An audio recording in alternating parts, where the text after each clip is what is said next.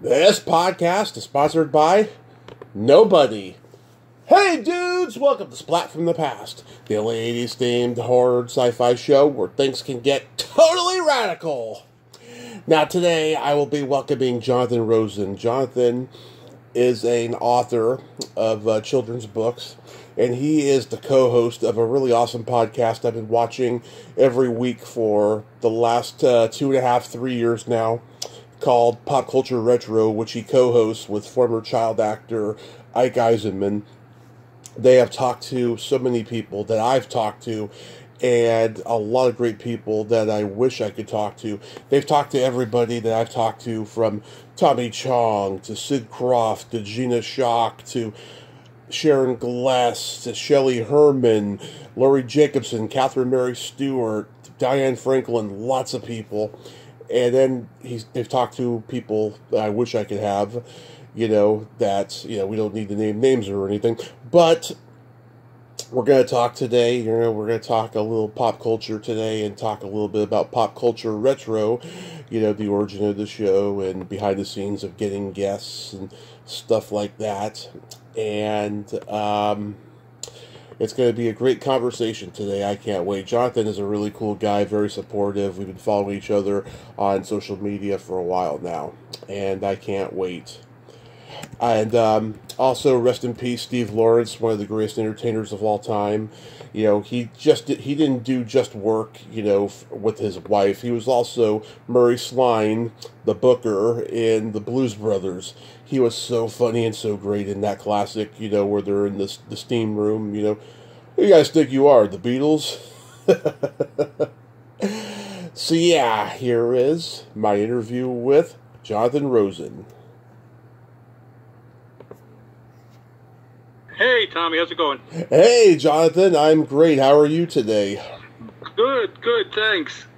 Yes, this is such a great honor. Thank you so much for taking the time today. No, thank you for having me. Absolutely. So, going back in time, I heard you say on Ian's podcast that you moved a lot as a kid. Was your dad in the military? He was, but way before any of this happened. We just moved a lot because we were going to different places to actually live. So my dad was in the Navy before he got married, so this had nothing to do with it. We just moved a lot. I like to tell people it's because he was on the run from the mob, but that wasn't it either.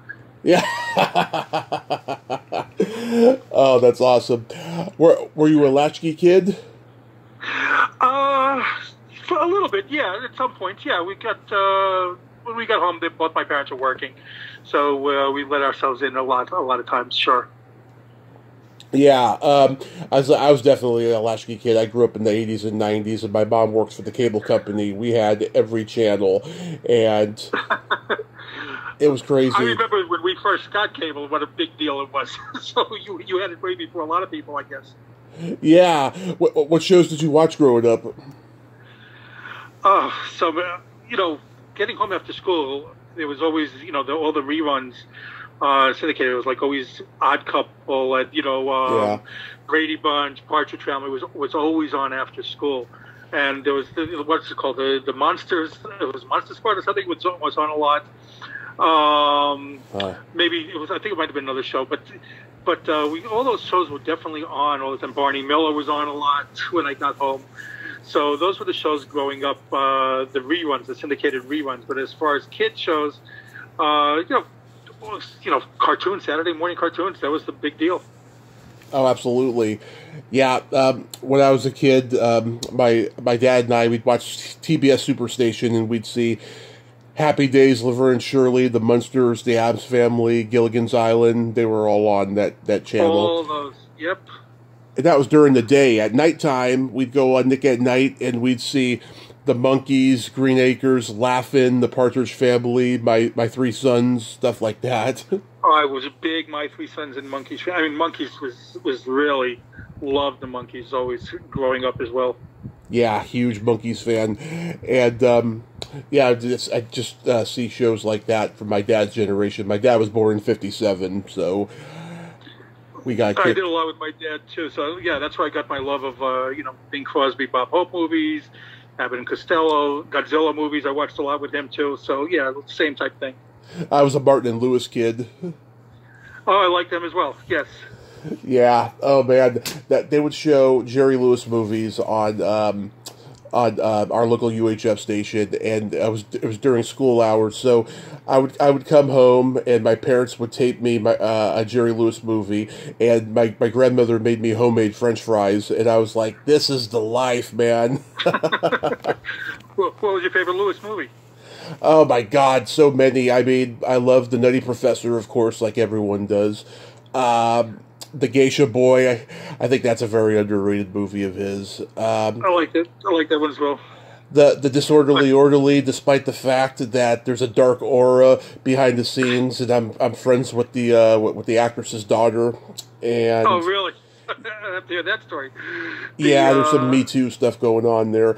Oh, really? Oh, that's a shame. That's terrible. I was Cinderfella is my favorite Lewis movie. Oh yeah, that's the one where he had the heart attack. Oh, is it? Yeah. Yeah, as soon as he got to that last step, he had the heart attack, and then I don't know how many weeks later, maybe 3 weeks later, when they went back to film it and stuff, they put him on a forklift so he didn't have to climb those stairs again. Oh my gosh! Wow. Yeah, I also loved The Family Jewels. That's a good one. I did see that one as well. Yes. We had a lot of the same interests growing up. It looks like.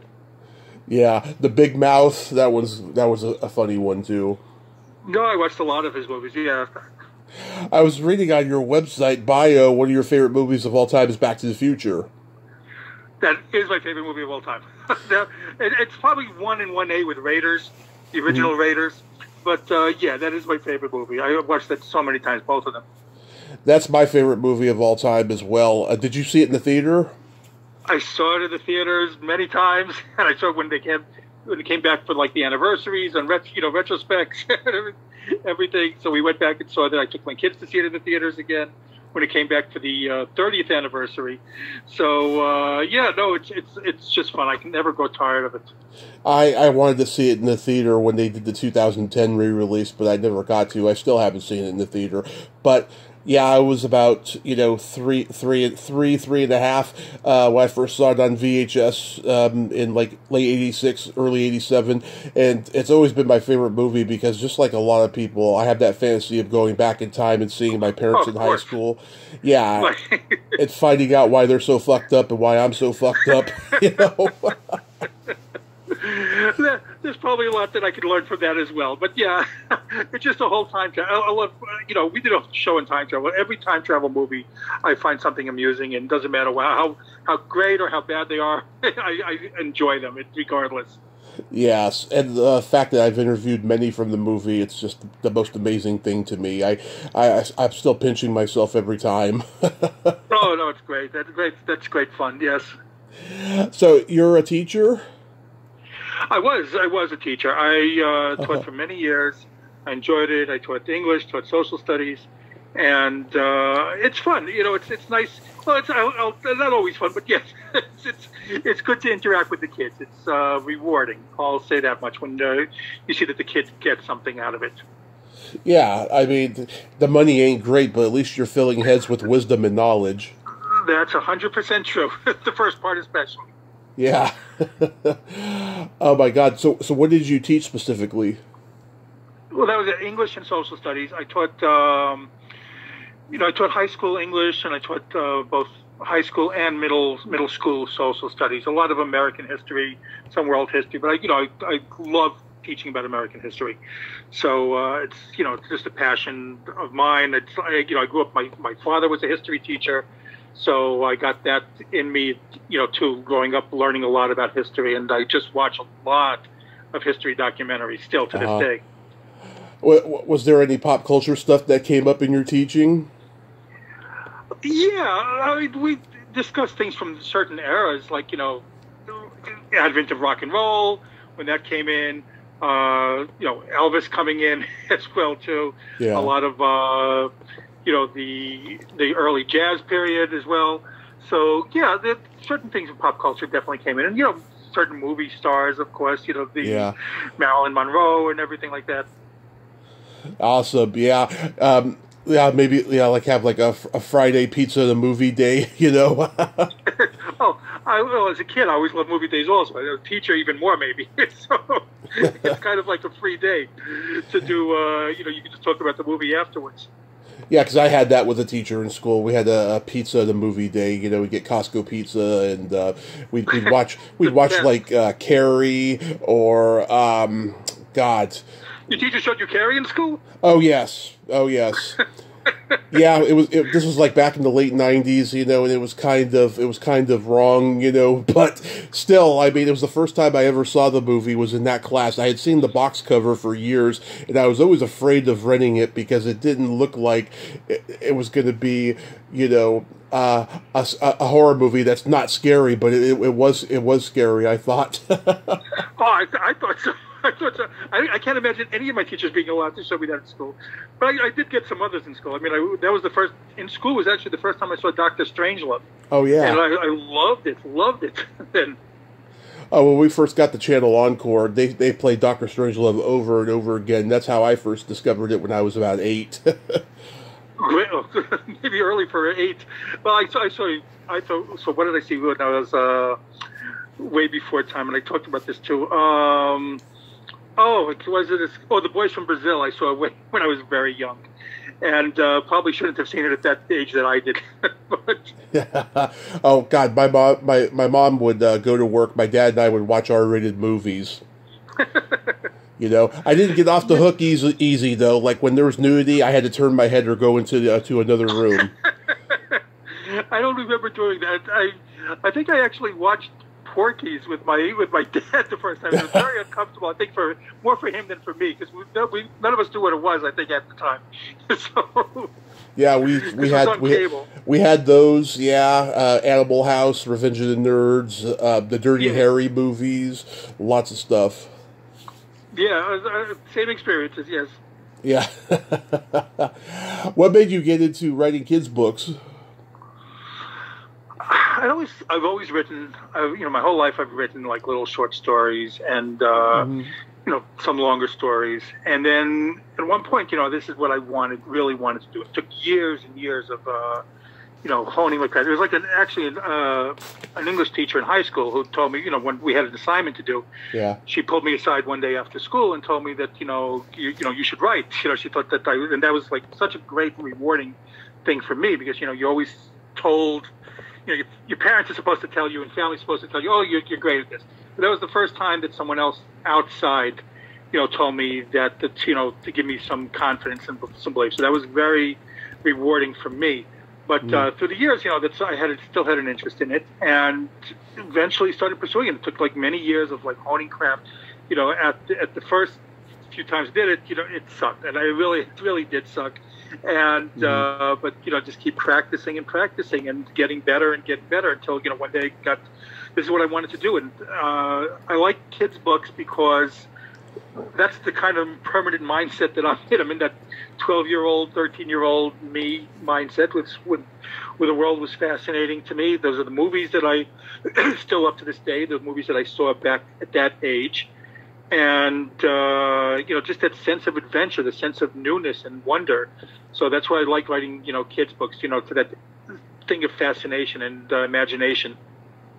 Wow. Yeah, I can imagine, it's difficult because you have to censor yourself a lot. You have to make sure it hasn't been done before, like most stories you write. And then you got to either draw or illustrate the pictures or find a really good illustrator. I mean, it's a lot of work to do a kid's book, I can imagine. Yeah. Well, the illustrator, you don't have to do it if you're going to get it, they'll get it for you. If someone's going to publish it for you. If you self-publish, you got to get an illustrator.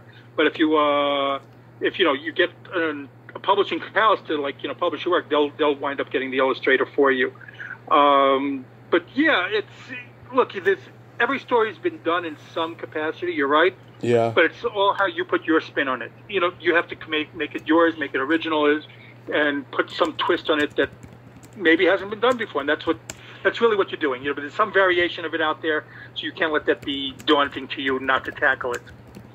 Yeah, I grew up, on Miss Nelson's class and Alexander and the Horrible, Terrible, No Good, Very Bad Day. Yes, good books. Yes. Did you like them at least? Oh yes, and I had like every Dr. Seuss book there was. Yeah, I love those as well. Yeah, I can't believe one of them got canceled not too long ago. I don't even want to get started on that, but yes, Yeah. it's asinine to me. Asinine, just really ridiculous. Do your kids like your books? You know what? I don't even know if they've read them fully. Yeah. Really? One of my kids told me that she doesn't like reading my books because she hears my voice doing it whenever she reads the characters. So, wow, that's a great compliment. Thank you. But I don't know if they do. They do give me suggestions for what I should write. They do that, but I'm not sure that they've ever read them fully. Yeah, they have read a couple of them fully, but not all of them. They give you source inspiration? Yes, they do, for sure, 100%. Nice. So how did you come to meet Ike Eisenman? That was a funny thing, just because as a kid author, I was part of a site called From the Mixed Up Files, which is dedicated and devoted to children's books. Everything about the business, what the ins and outs, and what books are new, what books are current, as well as doing interviews. I did a lot of interviews with other authors or editors and agents. And one of my questions, my standard questions always was, what was your favorite childhood movie? So a lot of people answered Escape to Witch Mountain. A lot of people did say that was their favorite childhood movie. Mm-hmm. So another friend of mine, a mutual friend, and so wrote to me one day after that, and she said, I'm friends with Ike Eisenman, who's in Witch Mountain. So I was like, what? so she told me, that, and I asked, if he'd be, agreed to an interview for that, and so she got back to me, yes, he'd be happy to do it, and we spoke a couple of times, and we just hit it off, and that was really it. We became we became friends in our own right, and just broached the idea of doing a podcast one day, and he was all for it. So it was fun. It's just he's really a genuine guy. He's just really nice, down to earth, and it's nice to see that someone is just so level headed, that has been in that business, and just so nice and warm to everyone. What year was this? I'll say maybe that was 2018. I'm not sure. Oh, it's only been 6 years then. Yeah, somewhere around that time. Yeah. Yeah, because I started my podcast in 2017, and I feel that at that time it was easier to become friends with a lot of people that you interview. Now, with the internet the way it is, and the way the world is politically, and the blowing up of the convention scene a lot more now and stuff, it's a lot more difficult. It's like they don't even want to know their fans now. A lot of celebrities. I would not disagree with you on that. I think that's probably true. Yeah, it's a lot tougher now, and I don't. You're probably like, I try to avoid politics whenever we discuss anything with anyone. There are people that come on that have different things than, different opinions than I do in a lot of things.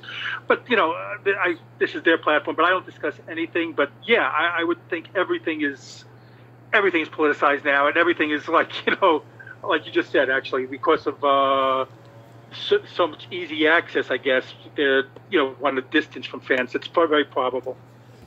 Yeah, no, politics are off limits on here and stuff. I never get political with them. But what I meant was, like myself, most of them are liberal, and they are so distressed about what's going on in the world and stuff that it's hard to have relationships with them, because they're just so stressed out about what's going on in the world, and they got their work, Right. Well, yeah, I won't mention name, but yeah, I did. One person I did reach out to for an interview told me that they can't process everything that's going on in the world right now, so they didn't want to do it. And it's like, really? Okay. So, I had that. Okay. I had that during the 2020 election, and then the next year she came on, and we had a blast, But I guess the timing was off, at that time. Maybe I'll revisit another time. But it was like, really? Okay. Yeah. So. This was a pandemic project, obviously, right? No, it came back. It started the year after. We've been doing it since 2021. Uh-huh. So it was the year after. We were actually doing something else. We were working on a different project together, and then, we were just discussing it, and then I broached, because I was still doing interviews for the Mixed Up Files at that time. I was still doing a lot of celebrity interviews that I got on Mixed Up Files, which was not on video, but it was on print, on the website. So I just happened to broach it to him. Hey, do you want to do something together? Just while we were discussing the other project. So that's when it came about. So it was really 2021. We started I think mid 2021.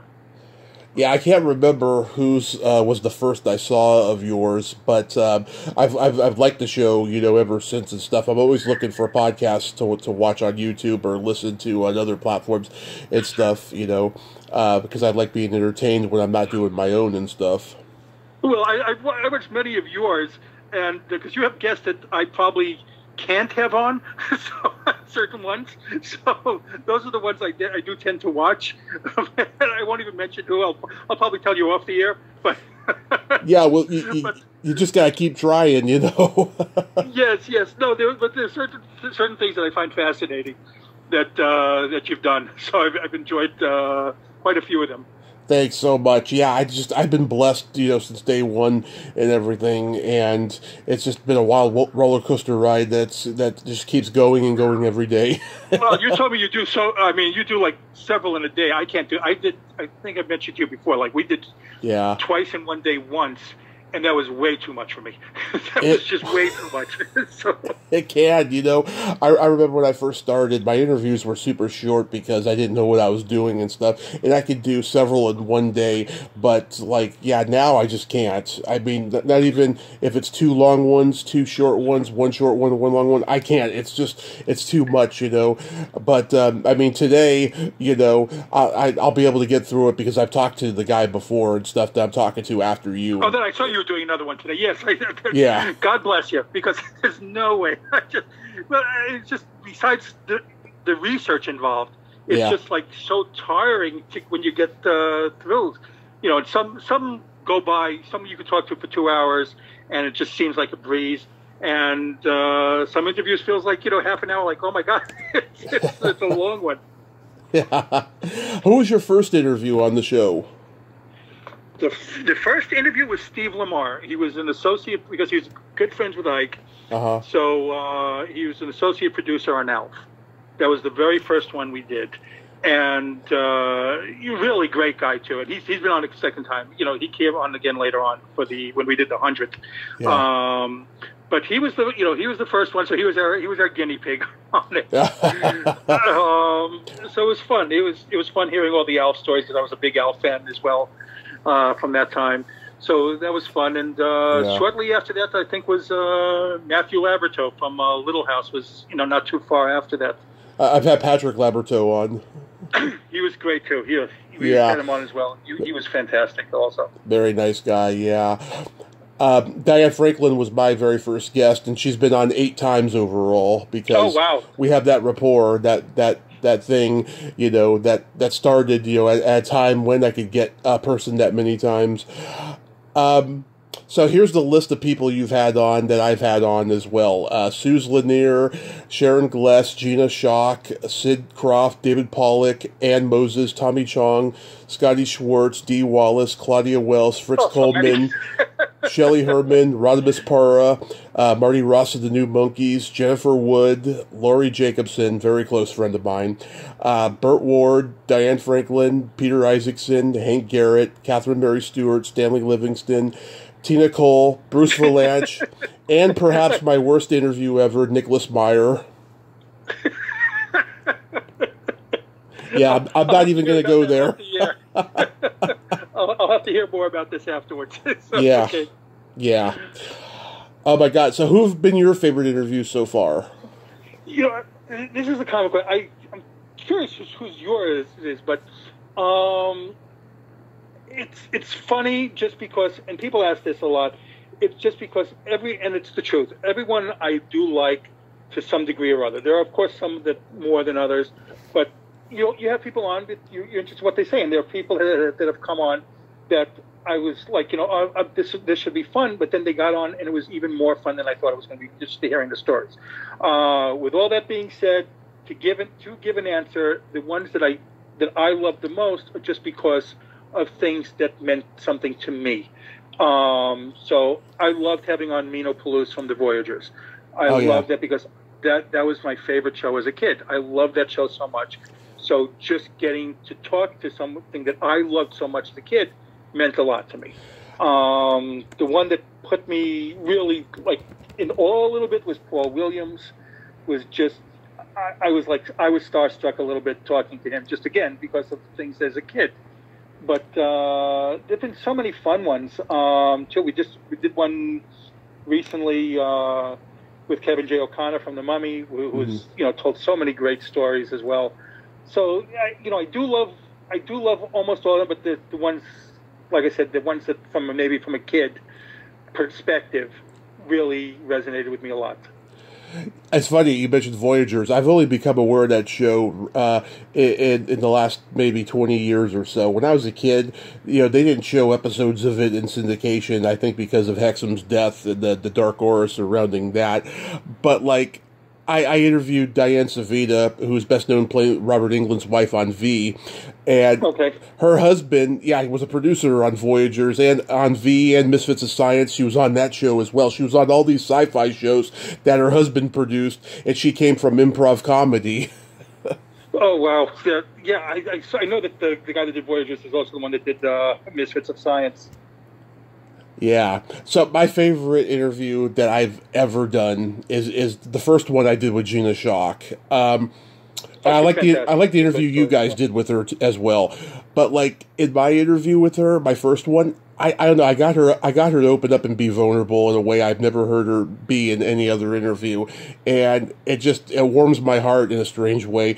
And she actually told me to cut a few minutes out of that vulnerability because she gave me too much info, she thought, about something.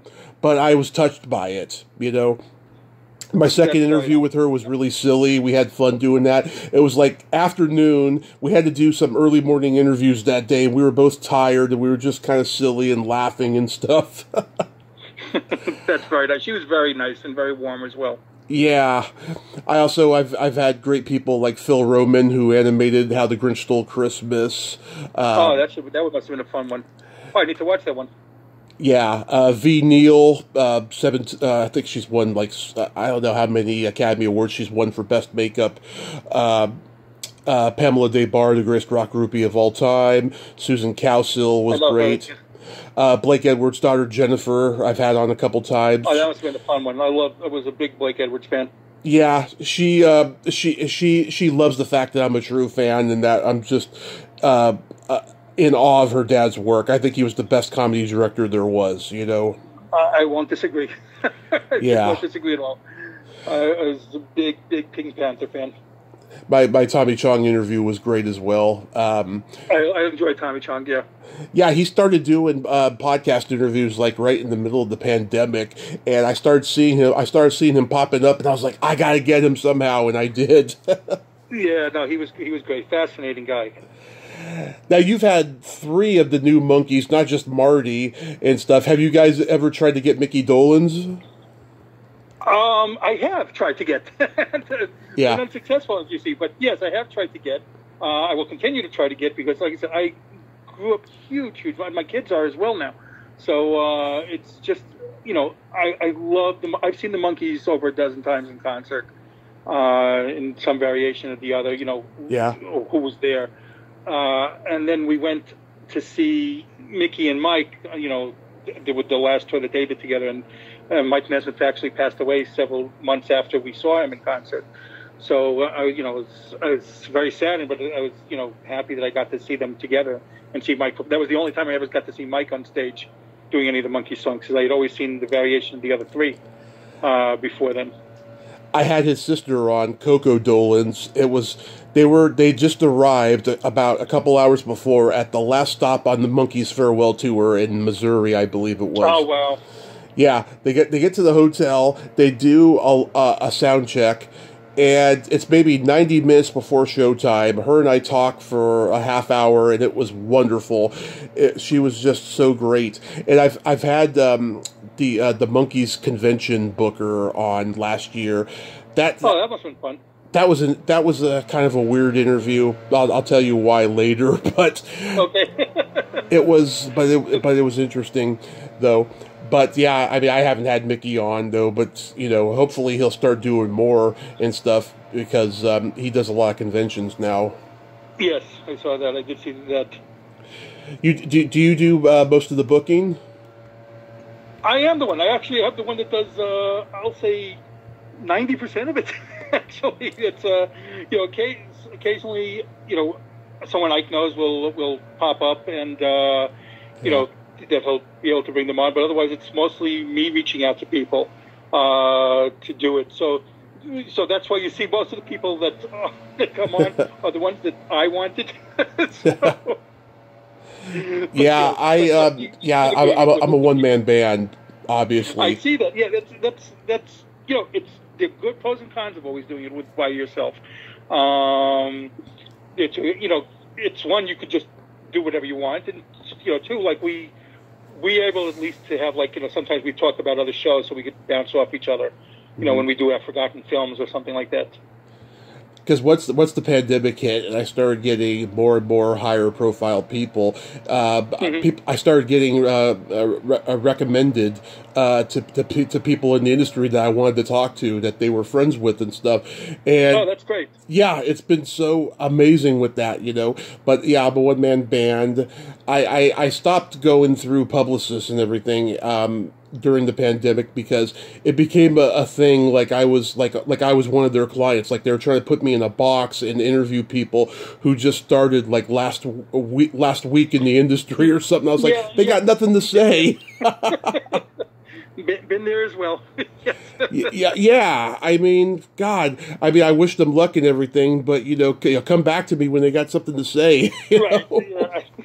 I'm with you. Yes. It's you wind up doing favors, of course. Yes, I've been there. Oh yeah. Sometimes the favor is actually good. There was this one girl that I had never heard of that was a friend of another podcast friend of mine and stuff, and I listened to their interview and I was like, oh yes, I want to have her on. We have a similar sense of humor and we're both no bullshit, and we ended up talking for over 90 minutes and we just had a blast, and yeah, she did one of Corey Feldman, one of Corey Haim's last movies, and so we talked about that and stuff. It was a good interview, but at first I was a little reluctant. Yeah, I've had the same experience as you with that. It's like some people that like, what the hell are we going to talk about? Then they've been so much fun once you get them on. Yeah, like I said, for the most part, everyone I've had some fun with something. That at least there's only been a couple that I can name that no. And again, that'll be an off the air conversation. Yeah, I'm glad you had Tony Gagnos on because I know another guy who had him on his show a couple of years ago. Sadly, about a year ago, he took the interview down, and he won't tell me why. But it was a good interview that the two of them did. But you did a good interview with him as well. Oh, now I'm curious as to why the interview came down. I'm very curious about that. No. My guess is because of his religious beliefs now. He's always been religious, but he's been overtly religious on Facebook now. That maybe he wants to keep a more family friendly image. Got it. I thought Tony was really very nice and very warm, and and I became friendly with him after. He was one of the people that I became friendly with afterwards, and I'd spoken to him several times after, and it just totally threw me. Just really threw me that when he passed, his fiance contacted me to tell me the day it happened. So it was like oh my God, I couldn't believe it. He was just such a warm guy. Yeah, sadly I was never able to make the connection with him, but the connection I really want from Porky's is Khaki Hunter. She has like a production company. Or not a production company. She's got some company. A touring company. I reached out to her as well. Yeah, she's got a guide thing. Yes. Yeah, she's got some company up in Utah and stuff, and right. I haven't heard back, but I hope to make that connection one day. I don't think even because I had asked Tony about her as well, and I don't even think he was in contact with her so much. So, but yeah, she's another one that we'd love to have on also. But yeah, it's interesting. He was in contact with all the other guys, but not with her. Because I do know she did a Hollywood show with them years ago, Yeah. She seems like she'd be a lot of fun to talk to. Yeah, maybe that was the last time she was in contact with them. Who knows? You had Audrey Landers on. I almost had her on. There's one of her fellow cast members from A Chorus Line. She was a frequent guest on the show. I won't say her name. We're actually not talking right now. But I'm sorry. She tried to get Audrey on my show, but she said something in our interview that offended Audrey. She revealed too much information about something behind the scenes of A Chorus Line, and so yeah, she didn't want to come on, sadly. But at least I made the effort to try, and I went back and I ended up editing that stuff out. Oh, that is interesting that you said it, because there are definitely some times that we realize that something should not be on the air.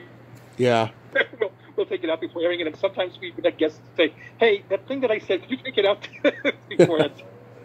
Yeah, I get that sometimes, but then there's sometimes where, like, I don't know, I'll say something that I think is funny that doesn't land, and I'll just go and cut that out because it was awkward,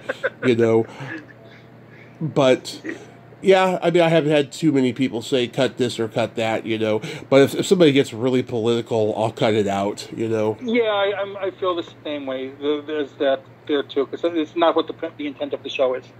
Exactly. Now, you don't have to name names, but anybody turned you down that, like, completely broke your heart? Yeah, several people. I get the, look, you get far more no's than yeses, for sure.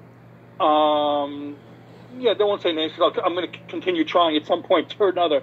But yeah, you definitely get far more rejections than, look, not even rejections, for the most part, many that you don't even hear back from ever. So you just, like, ignored more than yeses. So it's, you kind of touched upon it. I'm always just pleasantly surprised and happy when someone says yes. Yeah. And I enjoy whoever does say yes. You have people on because you're a fan of their, in some capacity, and I've enjoyed it. I've enjoyed all the things, and sometimes, you pinch yourself that I'm really talking to this person that I've been a fan of, and that's great. And, you can't dwell on the no's. We have many people that say yes, and I'm always, like I said, thrilled every single time.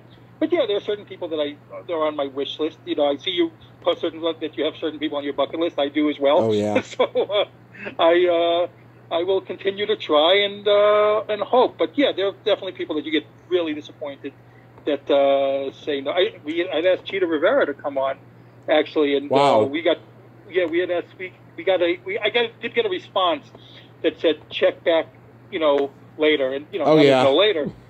But so that was, like, I was a big fan of her work as well. So that was sad when she passed. Yeah. Oh, she was a legend. Yeah. Yeah. My biggest pet peeve is when somebody says yes, sets a day and time, and then flakes, and then doesn't get back for months. Yeah. I went through that. Yeah. I went through that recently with another go-go. I won't say who, but I spent 3 days thoroughly researching her, making sure that I didn't repeat questions, because I know she's very adamant about that and stuff, but, like, it disappointed me. But that's like one example of what I don't like. The no's, I've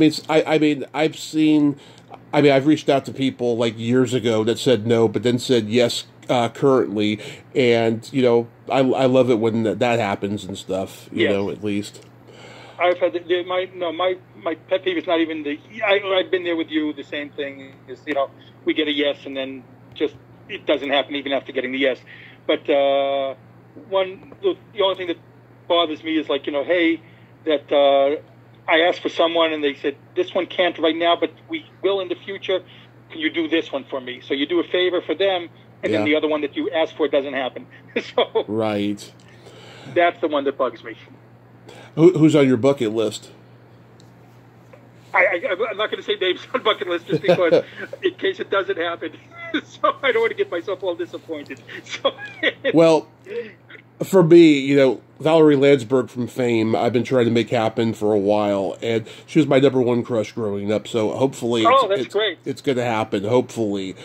Oh, that's fantastic! Oh, congrats on that. Then. So, Yeah, hopefully we'll see. I've made a connection on Instagram the last couple of years, but good. I haven't heard back in quite a while. But hopefully it'll happen. I'm very superstitious. Like I said, I don't say who because in my mind it's not going to happen. From Back to the Future, Claudia is a good friend of mine, and she was great. Yeah. I've also talked to Harry Waters Jr., who was Marvin Berry. I've talked to J.J. Cohen, who was one of Biff's gang members. I've talked to... Oh, that must have been fun. No, that was not a good one. Oh. I've talked to Robert... Okay. I've talked to Robert Krantz. He was the couple that's standing by. It says, that's George McFly. I've talked to him. Oh, that's cute. And I've been trying to make the connection with Donald Foley-Love, who played Goldie Wilson, but it hasn't happened. Even Claudia tried, and she didn't even hear back from him. But now since you mentioned him, I got a yes from him. Oh yeah. And going back to what we just talked about, yeah, and then never happened. Yeah, I get it. I get it. Yeah. Yeah, I mean, you've had people on that won't get back to me, like Michael Gray from Shazam, and I've been trying to make a connection with Christopher Knight's wife, and I know you just had Christopher Knight on. Hopefully that'll happen. But from Shazam, I've had Jackson Bostwick on. Jackson, I interviewed. I'm going to reach back out to him because I interviewed Jackson when I was doing the website, the Kidlet thing. I did interview him already, so it's in print. It's on the website, but I'd like to get him now on the Pop Culture Retro show. But I have interviewed Jackson before, and he was also told great stories. Oh yeah, do you like The Secrets of ISIS? I was very upset that she passed. Yes, I loved that Joanna show. Cameron. Yeah. This one podcaster I'm friends with, she was friends with her for 20 years, met her at a Comic-Con in the early 2000s, and got to have her on her show. And that's great. I was going to ask her... Nice. Yeah, I was going to ask her if she would connect me, but our friendship was new. I didn't want to impose, and then Joanna passed. Yeah, that was sad when she passed. My kids beg me not to ask certain people because I have a list of people that I asked, and then shortly after I asked, they passed away. Yeah, and I think we're up to like 15 people like now that I had asked, and then like within a month or two passed. I've been there. My kids don't want me to ask. Yes, I've been there. I'll tell you this. Oh my God! So I wanted Valerie Perrine on years ago, and she has Parkinson's really, really bad. She chatters when she talks, and she said to me, "I would love to do your podcast, but I'm just so embarrassed because of my Parkinson's and the way I talk now. But I want to thank you so much for being a true devoted fan of mine." And I thought that was so sweet. Very sweet. Yeah, I follow her on social media as well, and I watch all her things. Yeah, it's very sweet. Very sweet. Yeah. I remember I tried to get Mark Blum on. At first he said no, but then he said yes when the pandemic hit, and then he told me to reach out to him that June, and then he died before that could happen. Oh, yeah. Like I said, been there. That's like I told you, my kids beg me not to ask certain people that they're fans of. Yeah. They think I'm a jinx for it. So. I got to interview James Drury and Richard Hurd each 2 weeks before they passed. Oh my gosh! Wow, jeez. Yeah, and I see the signs in hindsight that they were going to pass because they were strange situations. But I'm glad I got to do them, though. You know what? But it's the age. You know, you interview a lot of the same people I do, and you're interviewing people in their 90s, sometimes 80s, 90s. So unfortunately, it is the age. You know, we were interviewing people that we were fans of growing up, and they're much older now also. So it is the age. But it's sad, and you are happy that you got to speak to them at least. Yeah. Do you find that since the strike ended, it's been tough getting actors on? It depends on who. I did get that a lot. I did get, not a lot, but I did get that a few times. That now they're all booked with projects or something. That, you know, there's some people I did reach out to, but saying that they're all bit busy with this or that now because of the strike ending. It depends. I can't say any more so, but yeah, I've seen a lot of that they're all now swamped with projects now. Yeah, I mean, there's been some people, and this includes people that have been with me since the beginning, who have like asked for money if they come back on, and I say half serious and half kidding. If I pay you to come on, you better give me some juicy lawsuit level of gossip, because there's no way I'm going to do the same interview with you that I could listen to for free on another show. Right. Yeah, no, I agree. And there are certain people that have asked for that, and we've avoided them. Yeah. But one podcaster told me that someone that we had on from one of our earliest interviews was now asking for money afterwards. So, I'm not that type of show. I'm not the type that I'm shelling out money. It's if I had to start paying for guests, then I would not be doing this. Yeah, I know. Well, here are some recommendations for you guys, because I'm surprised you haven't had these people on. Oh, I will take. You know what? When we get off, I'll take all your recommendations, because I'm always looking for guests. Always looking for guests. Oh yeah. It's like and they're. I love all from all walks of the industry, and it doesn't matter what they are. So I definitely enjoy everything. I see certain people that I want to have on guests that I go searching them up. I see have been on your show, so I do. At least I know that they do interviews. So. Yeah. Well, and also too, I find a lot of people who have never done them before, and they're surprised anybody cared, and like next thing I know, they're going on other people's shows. And I'm like, yes, I'm glad I was the first one. No, that's amazing to me that they say that the people don't care. It's like you're such a fan, and yeah. So that is odd to me. It's not odd. It's just like sad in a way that they think people don't care, and there are definitely fans out there. Yeah, well, you have to remember, back in the day, while we were watching their stuff, they were working or hustling for the next job, because they weren't collecting residuals, on Sure. this stuff, which is sad, and this is why the strike happened, Yeah, no, the strike. I agree with everything on the strike. It's ridiculous, some of the things they go through, and one of the AI component now adds a lot to it as well, which is terrible. It's in the writing industry as well now that AI can do a lot of things, and you have to watch out for that. It's really awful, and there needs to be something done about that. And the actors especially a lot too. That's their livelihood. And there should not be a thing that AI can reproduce someone like a John Wayne movie now. Yeah. And, that's one of the things. It's ridiculous. Yeah, hopefully we'll get a president that'll regulate this somehow, hopefully. I hope. Yeah, it needs to be. It definitely needs to be. And, I don't blame the actors for, striking it with that. And the residuals, I saw certain people that we've had on even talk about their residuals from certain shows that they, paid $1 or something. Uh-huh. It's ridiculous. Nonsense. So real quick, do you ever go to the cons and the autograph shows? I do. I see you go to a lot more than I do. I see when you post these things. Yeah. But I do go to them. I've gone to some more in the past than I have recently. They've also gotten very expensive. Yes. If you want to take pictures with a celebrity, they've gotten very, very expensive. I see that too. In the past, I went to one time when I got Johnny Whitaker and Tiffany and Kim Richards. Actually, they were all in that same place. Yeah. And I got pictures with all of them. Now, who knows what they would be charging for, especially Kim Richards, what she'd be charging for pictures to take with them. I didn't know Kim Richards did cons.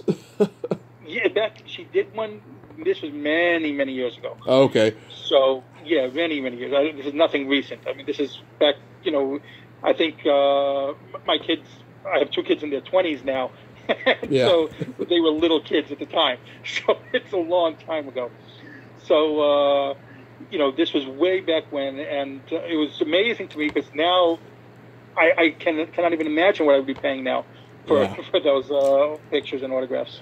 I thank God for the pandemic because it has made me cut back on going to cons for a couple of reasons. One, all the people that I love have cut back on doing them since the pandemic, and they have a lot of these more 2000s like TV and movie stars doing them at the cons that I go to, and I'm like, what? You know, and yeah, the money has gotten more expensive at these cons, you know, so I have a tendency now to be more selective which the ones I go to because of all of this, you know. But yeah, I mean, from 2016 to 2019, I was going to like almost every con I could. No, you post a lot of pictures of them. I see people charging like $150, $200, $300 for like a photo op, and like, are we kidding here?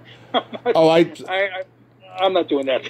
I have only done maybe 2 photo ops. One was $60 with Leah Thompson. That was the cheapest one. And plus, I love her. She's one of my favorite actresses. That was my first con ever.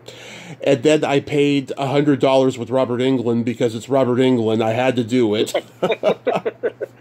Look, if they get people that want to pay that, that's God bless them. You know, of course, charge for it. And as a fan, there were certain people I would probably buck up for as well. There were definitely certain people that are on my list that, hey, I would do it for them. Yes. Yeah. But it just is an overall general thing. I think it's way, way out of the reach of most fans. Yeah, and I want to host panels now. I almost did host one back in 21. This guy I know who has 4 cons, he was doing one, and I was in the Bay Area where I'm at, and he needed somebody for Tom Sizemore. Now, I don't like Tom Sizemore, especially with the stuff in the news about him and everything. He was still alive at the time, obviously, and I reluctantly said yes because I wanted to get some mileage under my belt for hosting a panel. But then it was the same weekend that my mom was having a surgery, and I had to be with her. So I thank God for that, because I probably would have sandbagged Sizemore. Well, your mom's surgery takes precedence for sure. Yes, but exactly. I did another podcast where I was like kind of questioned things that I was not expecting. So yeah, I'm glad you didn't have to do that either. So. Yeah. So who's coming up that you could mention? That I can't. Well, I'll mention the ones that we've already recorded. Okay. So I'll save that. We have Deborah Klinger from the Kraft Super Show. Okay. So she was Super Chick. We're releasing that soon. And Stephanie Powers from Heart to Heart. Wow. So she's, we recorded her already. And Pat Boone, we just did Pat Boone recently, which I was thrilled. I'm trying to get Pat right now, yeah. He was so much fun to talk with. Great stories. And, the rest, I will mention the rest until they record it, because, again, I don't jinx things. So. Yeah, my friend I mentioned before who took that interview down with Tony, he had Pat Boone on. He was the first podcast interview he did during this whole run of press that he's doing. Yeah, he was real. I hope you get him on, because he was really...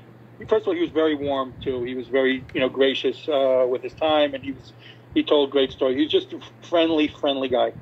Oh yeah, he's Pat Boone. What you see is what you get. He is. It really is. It's like what you see. It's what you see on the things. This is how he was, which was really nice for me. It's really great to talk to him. And you drop these every Tuesday. Every Tuesday night for Wednesday, yeah. I post them late Tuesday night for Wednesday, yes. I watch them Wednesday night. I have like a schedule of podcasts that I listen to throughout the week, and you guys are always on Wednesday night. I appreciate that. Thank you. Okay. I'll tell you, when we're off, I'll tell you which of your episodes are my favorites. Yeah, oh, thank you. Yes, and your website is houseofrosen.com. Yes. Jonathan, thank you so much for coming on today. Like I said, I enjoy... thank you. It's been so much fun. Like I said, I'm a fan of your show, and it was so much fun. Thank you for asking. Thank you. Like I said, I enjoy watching you guys each week, and I'm glad it's still fun for you. Have a great day. Be safe, and we'll talk later on.